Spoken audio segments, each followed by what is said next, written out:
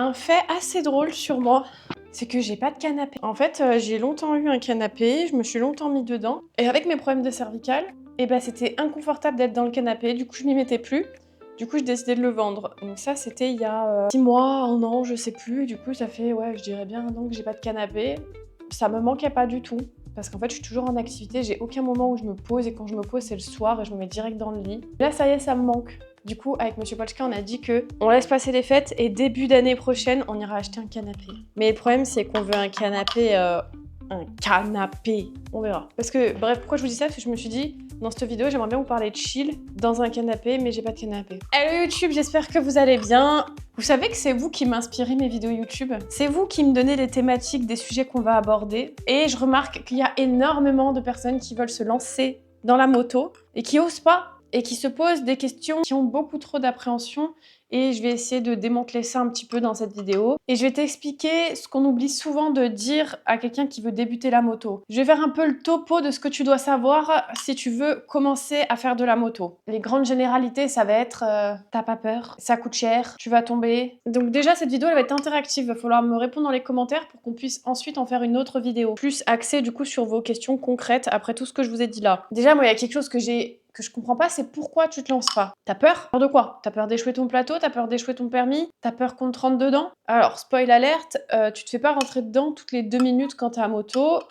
D'autant plus si tu as travaillé en amont tous tes réflexes, l'appréhension de ton environnement. Et j'y reviendrai juste après parce que c'est super important, quelque chose qu'on oublie de dire quand on passe à faire de la moto. Tu vas conduire sur la même route que tu as l'habitude de conduire en voiture, mais avec un 2 roues.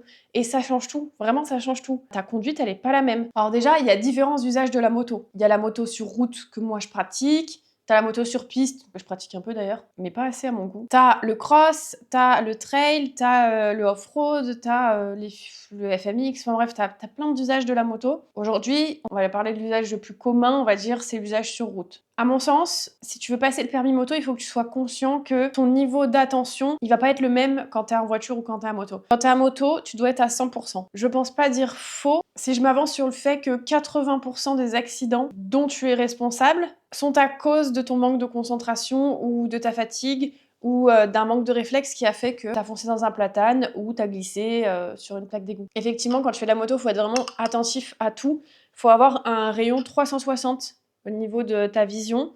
Alors certes, on te l'apprend aussi en voiture, mais là d'autant plus. Je vais essayer de vous glisser juste après une vue pauvre de moi en train de conduire et de vous dire là où je regarderais, où je regardais sûrement d'ailleurs. Donc j'ai essayé de vous sortir 2 vidéos intéressantes à analyser. Donc j'arrive à un feu, je vois que je peux pas dépasser la voiture de devant, donc je m'arrête là, je vais pas prendre de risques sachant que le feu va bientôt passer vert. Tu vois aussi que je me suis volontairement pas mis sur la plaque d'égout et que je me suis mis dans le rétro de la voiture de devant. Une fois que le feu passe au vert, tu jettes toujours un petit coup d'œil à ta gauche pour voir si la voiture essaye pas de te doubler. Il faut bien faire attention puisqu'il s'agit d'une intersection, donc ça peut arriver à gauche, à droite, donc tu jettes toujours un petit coup d'œil à gauche, à droite. Ensuite, tu t'insères sur ta voie rapide. Tu vois qu'il y a des voitures qui arrivent à gauche. Donc là, super important, en plus de ton clignotant et de ton rétro, de mettre un petit coup d'angle mort. Parce que c'est pas parce qu'on est à moto qu'il faut pas faire les angles morts, au contraire. Là, j'ai toujours un coup d'œil quand même sur la voiture de droite pour voir si elle déboîte pas sur ma gauche. J'intègre encore une voie rapide, mais là qui est toute bouchée. Donc ce que je fais, c'est que je mets directement mon clignot à droite et je regarde où il y a une entrée. Hop. Et là, bien sûr, je regarde même pas mon rétro, je regarde que l'angle mort. Le rétro, tu pas le temps. Et donc là, ce qui est intéressant, c'est de repérer les endroits où il y a des creux dans le bouchon, parce que c'est potentiellement là où les voitures pourront se rabattre. Donc faire très attention. C'est comme ça en interfile, déporte-toi plutôt sur la voie où il y a pas de voiture, plutôt que rester vraiment au centre. Ça permet déjà d'être un petit peu dégagé au cas où s'il y en a un qui veut se rabattre sur toi. Faut jeter des coups d'œil un petit peu partout et à force de faire de la moto, bien entendu au début ce sera pas évident, mais à force tu vas savoir anticiper les différents problèmes qui pourront arriver. Par exemple, vous êtes en ligne droite, il y a 2 fois une voie, il y en a un qui essaye de tourner et donc il va te couper la route. Vraiment, pars du principe qu'il va te couper la route. Encore hier, j'avais pas ma caméra parce que je roule tous les jours en ce moment et donc du coup je mets pas tous les jours la caméra. Mais hier il m'arrivait que des folies, vraiment que des folies, ça aurait été trop bien en pédagogie. Et bref, du coup, il m'arrivait exactement ça. Il faisait nuit, il pleuvait. J'étais 200-300 mètres avant. Je lui fais des appels de phare. Je commence à lui faire des appels de phare. Mais en fait, je savais qu'il allait me couper la route. Je lui fais des appels de phare, appels de phare, appels de phare. Il me voit pas. Il passe Donc moi, bien entendu, j'avais déjà anticipé que je pouvais passer juste derrière lui s'il allait avancer. Enfin, j'avais déjà anticipé comment réagir face à sa merde qu'il allait me faire. Donc, bien entendu, il s'avance, il voit pas mes appels de phare, je le klaxonne, klaxonne, il me fait un « Ah ok, super !» C'était vert pour moi, c'était vert et c'était un boulevard. Ça allait vraiment tout droit et lui, putain, vas-y, ça me rend ouf en fait. Comment tu peux traverser une voie comme ça sans regarder qui arrive en face? C'est une folie quand il pense, c'est une folie. Des situations comme ça, surtout si tu roules au quotidien, il va forcément t'en arriver. Tu peux tout à fait t'en sortir, mais il faut vraiment anticiper, il faut partir du principe, et ça, t'as déjà dû l'entendre sûrement, la dinguerie que tu penses qu'ils peuvent te faire, ils vont te la faire. À partir du moment, je pense, où t'as cette mentalité-là, déjà, tu vas esquiver un grand nombre d'accidents, un grand nombre de problèmes. L'excès de confiance à moto, c'est vraiment ce qui peut te nuire, je pense. Après, tu as toute la partie externe que tu ne maîtriseras pas. Si quelqu'un déboîte sur toi, que tu as le temps de rien faire, etc. Mais ça, du coup, tu peux aussi l'anticiper avec la gestion de ta distance de sécurité. Dans des situations un petit peu dangereuses, moi, j'ai toujours ma pointe de pied droit au-dessus du frein. C'est simple, efficace. Ça permet de poser ta moto rapidement si tu dois freiner. Se freiner de l'avant, il suffit que tu sois un tout petit peu en virage, ça peut vite devenir dangereux, tu peux glisser. Bon, un peu chiant.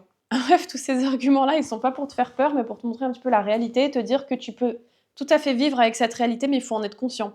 C'est-à-dire que tu vas prendre la moto, certes, ça va être cool, ça va être chill, mais tu vas pas pouvoir partir dans tes pensées, mais il faut quand même toujours que tu restes vraiment focus sur la route. Ouais. Vraiment focus, concentré, réflexe, c'est primordial. Donc quand je te disais que quand tu vas avoir ta moto, tu vas utiliser les mêmes routes, mais ça va être totalement différent. Par exemple, les dodanes, tu sais les petits dodanes carrés qui sont au milieu de la route, bah ça, tu vas essayer d'éviter de les prendre de 1 parce qu'ils sont glissants, de 2 parce que c'est chiant, ça fait mal au dos, c'est pas agréable. Tu vas te déporter sur un côté ou l'autre. Tu dois faire attention qu'il n'y ait pas de voiture en même temps, qu'il n'y ait pas un gros camion qui prenne toute la route. Les passages piétons, c'est vraiment super glissant. Si tu t'arrêtes sur un passage piéton, tu poses ton pied, moi ça m'est déjà arrivé, tu poses ton pied, pouf, il dérape. Heureusement, j'ai réussi à rattraper, mais ça fait peur. Et aussi, tu vas pouvoir faire de l'interfile, ce que tu ne peux pas faire en voiture. Et donc ça change considérablement. Après, l'interfile, attention à faire quand t'es à l'aise et quand t'as pris de l'expérience et si t'as envie. En fait, l'interfile, c'est pas du tout obligatoire. Mais c'est une possibilité, c'est une façon différente de conduire sur route. Donc je pense que c'est à savoir. Après, je sais qu'il y a des nanas qui se disent qu'elles vont pas être à la hauteur,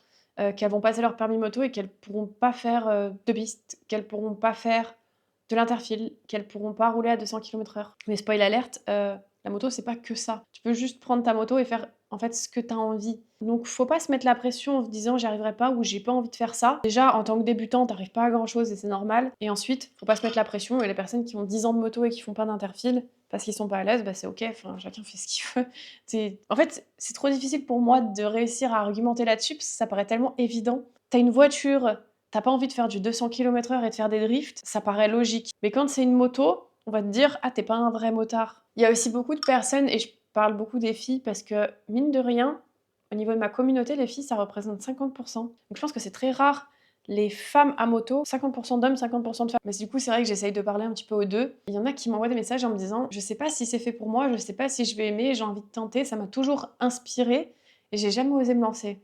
Alors je comprends que t'aies jamais osé te lancer juste pour tester parce que ça a quand même un coût la moto. C'est pas tu vas faire une partie de golf, tu loues ton petit poteur là et tu vas faire 2-3 trous et tu vois si ça te plaît. C'est un peu plus engageant la moto, t'engages un peu plus de frais. Mais en soi, comme tout dans la vie, tu ne peux pas savoir sans avoir réellement testé. Et même tester une fois, je trouve que c'est pas suffisant. Ça donne déjà une bonne idée, mais c'est pas suffisant donc. Ce que tu peux faire pour engager le moins de frais possible, c'est déjà monter en tant que passager. Je vais te parler un petit peu de mon expérience. Je connaissais pas du tout le monde de la moto et j'avais même des a priori négatifs. Je suis montée derrière quelqu'un qui a passé son permis moto pendant un peu plus d'1 an. Et au fur et à mesure de cette année, j'ai appris à aimer ça et j'ai vraiment aimé ça à tel point que je ne voulais plus du tout être passagère, je voulais passer mon permis. Pour te montrer que juste des fois être passager, soit ça va te dire ok j'ai envie de rester passager, j'aime être passager, ou ça va te dire la moto c'est pas pour moi, même en passager je déteste, ou au contraire encore une fois, te dire ah ouais là j'ai envie d'aller plus loin et j'ai envie de piloter moi-même cette moto. Donc être passager à mon sens c'est vraiment le truc qui va te permettre d'engager le moins de frais possible et déjà de savoir si t'aimes. Après si t'as envie juste de tester la moto, tu peux partir déjà sur le 125.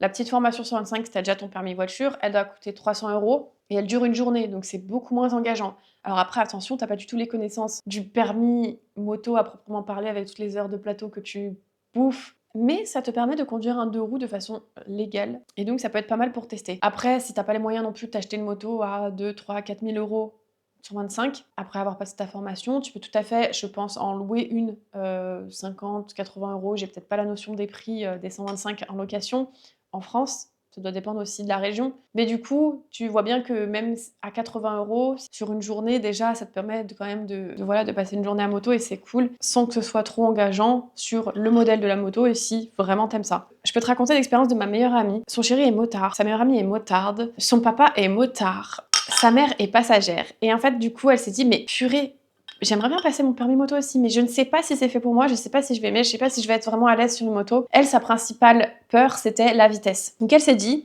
comme ma principale peur, c'est la vitesse, je vais passer le 125. Parce que déjà, niveau argent, bah, c'est plus intéressant. Et niveau vitesse, bah, moi, je m'en fous d'aller à 150, 160 km/h, parce qu'au contraire, même, ça me fait peur. Donc elle passe sa petite formation 125, etc. Elle réussit plutôt bien. Elle achète sa petite KTM, sa petite Katoche qui est à vendre d'ailleurs. Vous allez voir la suite. Donc elle l'achète neuve. Elle réussit à faire le rodage en 2 ans. Donc elle roule très très peu. Toujours accompagnée, toujours sur des petites routes. Voilà, prendre l'autoroute ou prendre des voies rapides pour elle, c'est vraiment compliqué. Et en fait, elle s'est rendue compte que c'était pas forcément pour elle. Elle avait pas envie forcément de faire de la moto et elle préfère largement être passagère. Donc son expérience lui aura coûté l'achat d'une moto qu'elle va revendre. Donc au final, certes, tu perds un peu. Ça lui aura coûté aussi sa formation 125, mais après, c'est jamais perdu. Je pense que tout permis n'est jamais perdu et tout permis est bon à prendre. Enfin, moi, je sais pas, j'ai cette vision. Demain, elle a envie de se prendre un petit scooter 125, bah elle peut. Tu vois, enfin bref, je me dis, c'est jamais perdu. Et donc au final, voilà, elle s'est rendue compte que c'est pas pour elle. Et ben écoute, au moins, elle aura essayé et je pense qu'elle a tiré beaucoup de leçons de tout ça. Et c'était pour te dire que du coup, le 125, c'est beaucoup moins engageant si t'as des doutes sur le fait est-ce que ça va vraiment te plaire. C'était sûr que ça va te plaire. Passe directement au permis B. Permis B? Non, passe directement au permis A2. Ça t'économisera du temps, de l'argent, tu iras directement droit au but. Compte à peu près 6 mois, grosso modo, à partir du moment où tu t'inscris à ton code et au moment où tu obtiens ton permis moto. Me tombez pas dessus, c'est une moyenne. Perso, je l'ai passé en 4 mois, mais parce que j'ai charbonné. Par contre, au niveau de tes sessions de plateau, je te conseille vraiment d'en mettre minimum 2 par semaine. Sans quoi, ta progression sera trop lente. Et si t'en mets plus, tu risques d'être un peu fatigué, d'être moins performant sur tes dernières sessions. Au niveau de l'équipement, si t'as pas trop d'oseille, achète vraiment les packs permis tout fait. Au maximum, t'en as pour 300 €. T'as le casque, la veste, les gants, les chaussures. Idéalement, prends un pack permis où c'est des objets qui sont mi-saison, des gants mi-saison, vestes mi-saison. Les mi-saison, tu peux les garder de mars à novembre. Donc on va dire c'est la grosse période de quand tu roules. Après encore une fois ça dépend de là où tu roules, si t'es dans le nord ou si t'es dans le sud, il peut y avoir une petite différence. Adapte-toi vraiment à tes circonstances, je te donne des messages un petit peu globaux. En cas d'échec de plateau, reprends direct des heures d'entraînement et direct une date. Je sais que ça va varier en fonction des auto-écoles, mais surtout, dis pas ah oui, il faut que je me laisse un peu de temps pour réfléchir. Non, fonce, franchement, fonce.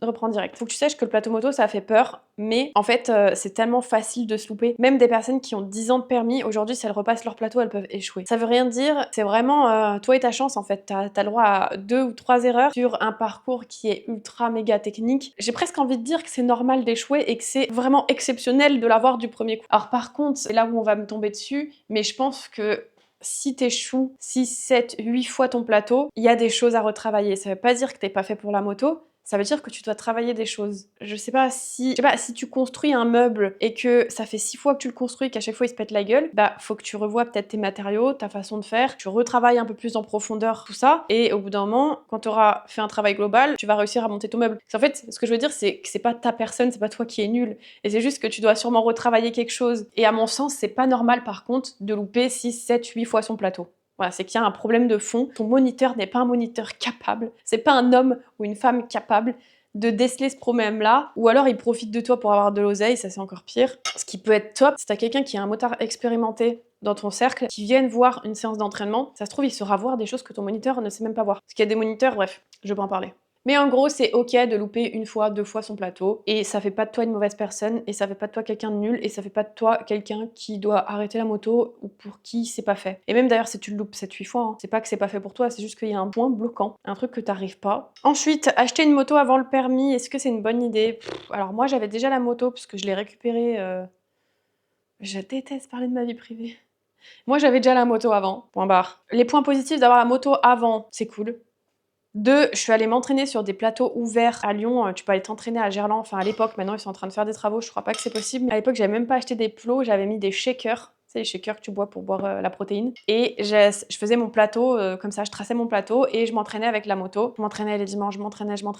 Et ça m'a permis de débloquer quand même pas mal de points. Je pense que j'aurais dépensé beaucoup plus d'oseille en plateau si j'avais pas fait ça. Donc, gros point positif. Par contre, gros point négatif, tu peux la faire tomber. Moi, j'ai de la chance, je l'ai pas fait tomber. Dans tous les cas, de toute façon, si t'es débutant, je te conseille de mettre des top blocks sur ta moto. Écoute pas ceux qui vont te dire ça sert à rien, ça va niquer ton cadre. Parce que si tu fais une chute à tel point que ton top block nique ton cadre, dans tous les cas, ton top block ne servira à rien. Le top block, c'est fait pour les chutes à l'arrêt, les glissades, toutes ces petites chutes comme ça qui vont te niquer juste ton carénage, qui foutent le seum. Dans tous les cas, si tu fais une grosse chute, ta moto, c'est pas tes top blocks qui va la sauver. C'est pas fait pour ça. C'est comme tu dis, je roule avec un Botex et je pense que si je me prends un platane, ça va le faire. Non, c'est pas fait pour ça.